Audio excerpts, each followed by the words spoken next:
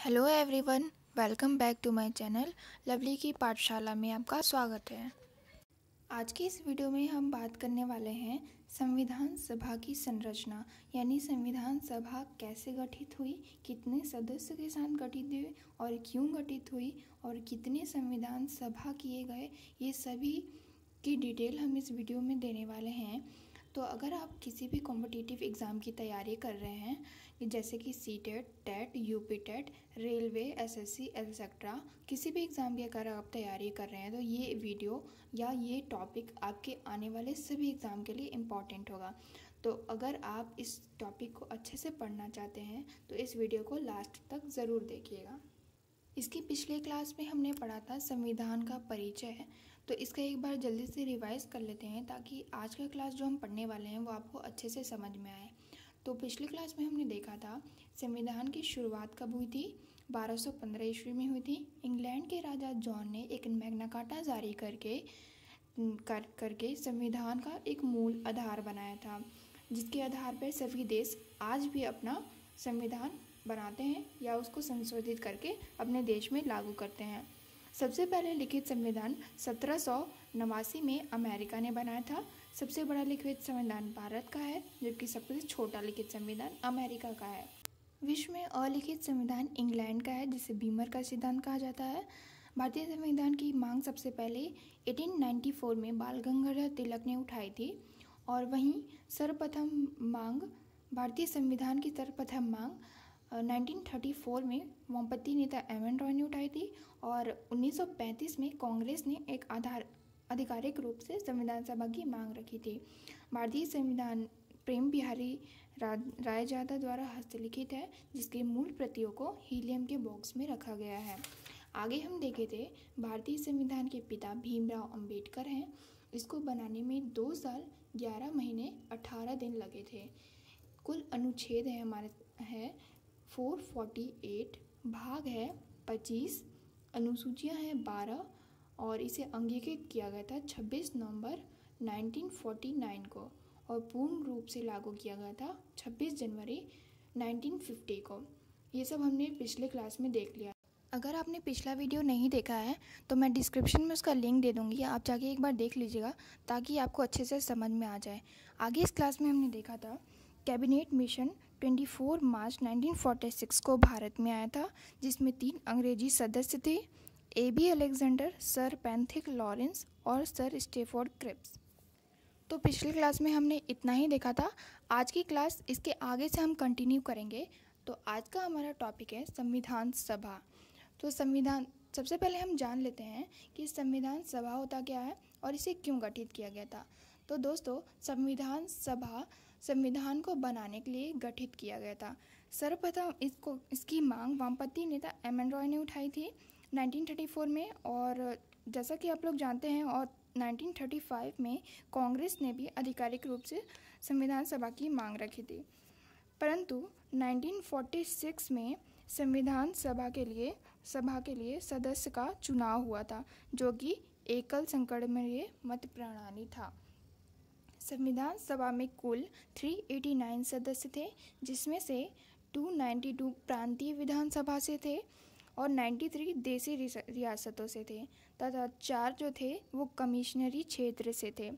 दोस्तों, 15 महिलाएं भी थी इसमें। आपके एग्ज़ाम में ये आता है कि संविधान सभा में कितनी महिलाएं थीं, तो 15 महिलाएं थीं। इन सदस्यों में से प्रत्येक सदस्य प्रत्येक 10 लाख की आबादी पर निर्वाचित होना था, और संविधान सभा के लिए चुनाव जुलाई 1946 में हुआ था, जो एकल संक्रमणीय मत प्रणाली था। 3 जून 1947 को लॉर्ड माउंटबेटन ने भारत के बंटवारे की रिपोर्ट पेश की, जिसके बाद ज़्यादातर देशी रियासतें संविधान सभा का हिस्सा बनने लगी। इस चुनाव में से कांग्रेस को 208, मुस्लिम लीग को 73 तथा अन्य को 15 सीटें मिली थी। आगे हम देखेंगे कितनी संविधान सभाएं हुई, कब गठित हुई और उसके अंतर्गत क्या क्या हुआ। तो सबसे पहले मैं आपको बता 3 संविधान सभा हुई थी। प्रथम संविधान सभा जो हुई थी 9 दिसंबर 1946 को हुई, जो कि दिल्ली में आयोजित हुई थी। इसके डॉक्टर सच्चिदानंद सिन्हा को इस संविधान सभा का अस्थायी अध्यक्ष चुना गया था और मुस्लिम लीग ने इस बैठक का बहिष्कार किया। पाकिस्तान के लिए अलग संविधान की मांग की थी। प्रथम संविधान सभा में इतनी ही चीज़ें हुई थी। सच्चिदानंद सिन्हा को अस्थायी अध्यक्ष चुना गया और मुस्लिम लीग ने पाकिस्तान के लिए अलग संविधान की मांग रखी थी और इसका गठन 1946 9 दिसंबर को हुआ था और ये सभा दिल्ली में आयोजित हुई थी। दूसरी संविधान सभा 11 दिसंबर 1946 को आयोजित हुई। डॉक्टर राजेंद्र प्रसाद को स्थायी अध्यक्ष चुना गया। इसमें दूसरी संविधान सभा में डॉक्टर राजेंद्र प्रसाद को स्थायी अध्यक्ष चुना गया तथा एच.सी. मुखर्जी को उपाध्यक्ष चुना गया। दोस्तों, आपके एग्ज़ाम में बहुत बार आता है कि प्रथम उपाध्यक्ष कौन थे, तो एच.सी. मुखर्जी थे, जिसे दूसरी संविधान सभा में बनाया गया था और पहले स्थायी अध्यक्ष राजेंद्र प्रसाद को बनाया गया था। आगे देखते हैं। तीसरी संविधान सभा 13 दिसंबर 1946 को आयोजित हुई। इसमें पंडित जवाहरलाल नेहरू ने एक उद्देश्य प्रस्ताव प्रस्तुत किया। 22 जनवरी 1947 को इस उद्देश्य प्रस्ताव को स्वीकार किया गया, जो आगे चलकर भारतीय संविधान की प्रस्तावना बना। दोस्तों, प्रस्तावना हम पिछले क्लास में पढ़ चुके हैं। अगर वो भी क्लास अगर आपने नहीं देखा हो तो उसका लिंक भी मैं डिस्क्रिप्शन में दे दूँगी।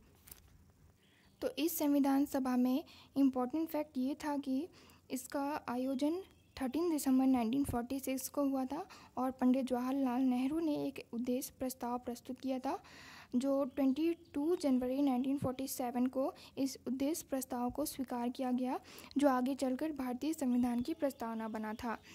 14 अगस्त 1947 को संविधान सभा की भारत डोमिनियन संप्रभुत्व संविधान सभा में समावेशित हुई।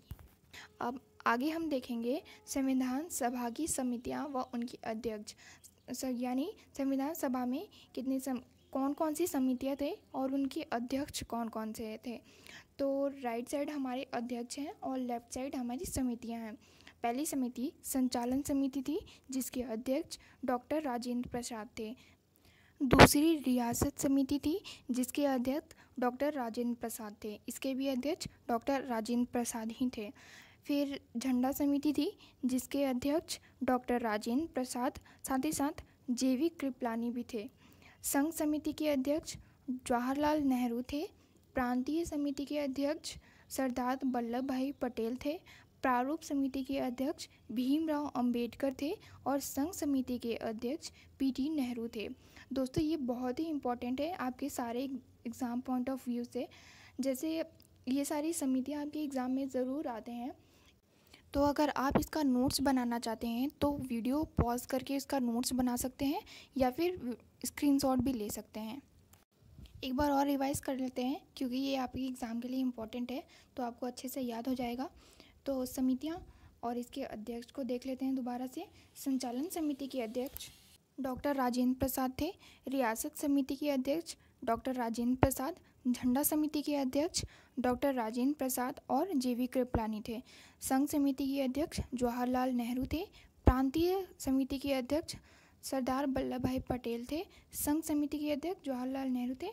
प्रारूप समिति के अध्यक्ष भीमराव अंबेडकर थे और संघ समिति के अध्यक्ष आपके पी.टी. नेहरू थे।